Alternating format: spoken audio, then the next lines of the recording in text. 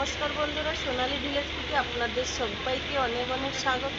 আমি আজকে আপনাদের সামনে আবার এক ধরনের রেসিপি নিয়ে চলে এসেছি। এখন তো হচ্ছে সজনে ফুলের সিজন। তো আজকে আমি এই গাছের তলার থেকে এতটা সজনে ফুল কুড়িয়ে এনেছি। আজকে আমি সজনে ফুলের পাতুরি তৈরি করব। তা আমি কিভাবে বানাচ্ছি আপনারা আমার সঙ্গে থাকুন আর পুরো ভিডিওটা দেখতে থাকুন। তো পাতুরি বানানোর জন্য আমি একটা মশলা তৈরি করে নেব। এখানে আমি নিয়েছি দুটো কাঁচা লঙ্কা, সাদা সর্ষে আর কাজু বাদাম। তো এখন এগুলোকে আমি শিলনোড়ার সাহায্যে বেটে নেব। সজনে ফুলগুলো আমি একটা একটা করে বেছে নিয়েছি। তো এখন আমি পুকুর থেকে এগুলো ধুয়ে আনবো। সজনে ফুলের পাতুরি বানানোর জন্য এখানে আমি সজনে ফুল, আলু আর ধনেপাতা নিয়ে নিয়েছি। এবার এর সঙ্গে কয়েকটা মশলা অ্যাড করব। হলুদ গুঁড়ো 2 চামচ, লঙ্কার গুঁড়ো, পেঁয়াজ আর কাঁচা লঙ্কা কাটা,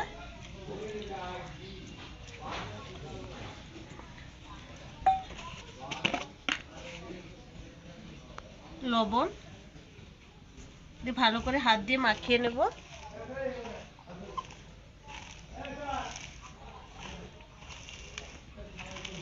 অল্প একটু চিনি দেব। আর এতে বেটে রেখেছিলাম সাদা সর্ষে, কাজু বাদাম আর কাঁচা লঙ্কা, এই বাটাটা দিয়ে দেবো এর মধ্যে। আর বন্ধুরা, আজকের যে আমি পাতুরিটা বানাবো সম্পূর্ণ আলাদাভাবেই বানাবো, পাতা ছাড়া পাতুরিটাই বানাবো।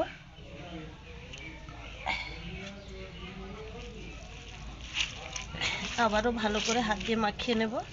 এবার এর মধ্যে দেব একটা ডিম।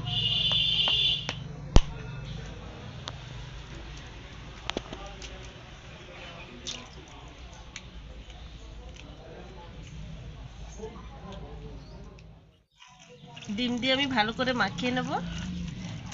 আমি এখানে একটা ডিম অ্যাড করেছি, আপনারা চাইলে একের বেশি ডিমও অ্যাড করতে পারেন।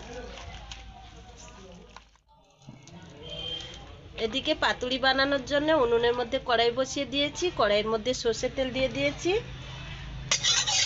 তেলটা একটু কড়ার গায়ে ছাড়িয়ে নেব। এবার একে একে এই মাখিয়ে রাখা সজনে ফুলগুলো দিয়ে দেব।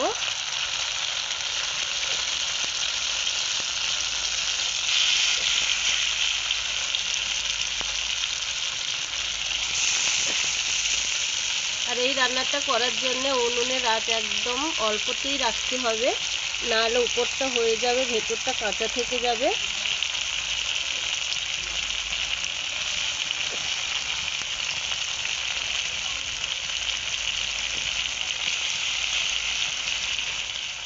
এক পিঠ হালকা করে হয়ে এসেছিল, অপর পিঠটা আমি ফিরিয়ে দিয়েছি।